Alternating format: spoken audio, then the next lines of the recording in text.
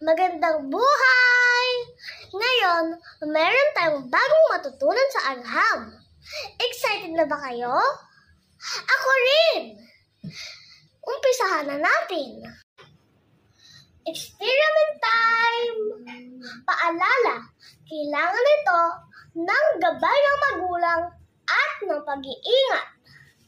Mga kailangan: kutsara, kandila, at pirasong kandila.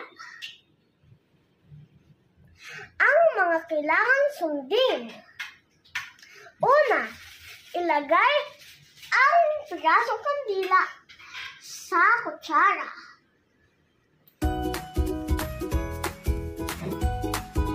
Pangalawa, ilagay ang kutsara sa ibabaw ng kandila.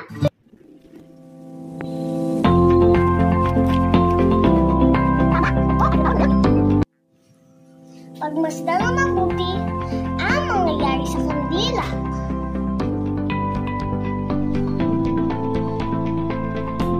May pagbabago ba sa anyo nito? Tama!